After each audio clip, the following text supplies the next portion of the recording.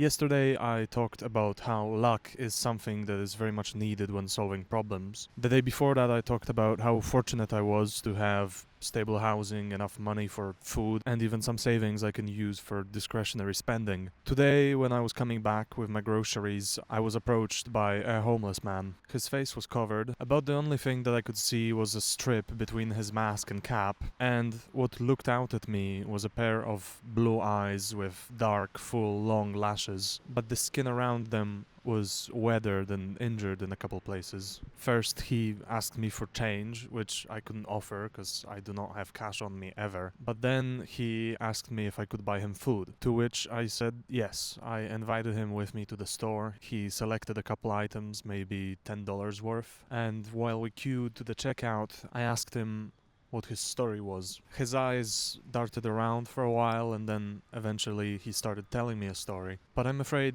that story was not about his life. He told me about how at one point he had everything, how he at one point lived abroad where he had his own house with a family, a wife, children, well-paying job, and then how all of that was taken away from him. But I don't think that was true because the eyes and voice of the man who stood before me indicated that he was at most a couple years older than me. I'm forced to believe that the story was a lie, but it doesn't make it irrelevant. That is the story that his mind conjured to save face in front of a person he didn't want to look down on him. It was pride, something that human beings don't let go of until their last moment on earth. And while he had almost nothing left, he held on tight onto that. When we parted ways, I had no choice but to think about the future that awaits him. A man likely not much older than me, but in a completely different situation. While statistics show that people with housing assistance and guidance often recover and reintegrate with society, sometimes at rates as high as 80%, his case is likely gonna be much worse. The odds for people like him are in often single-digit percentages. The whole interaction was an anomaly for me, because while I do have enough for myself, I by no means take it as a guarantee, and very rarely have the comfort of caring for somebody outside of my family. Whether rightfully or wrongly, I've internalized this belief that charity on an individual scale is not enough, that it is statistically insignificant. After all, the forces that pushed him into homelessness are the same forces that are working against me. How can a single person succeed in the matters of prevention, stabilization, and reintegration, things that governments struggle with? And so I thought to myself, yet again, I'm in no position to solve problems. I'm a weak individual, but I want to solve those problems nonetheless. So I'll do everything I can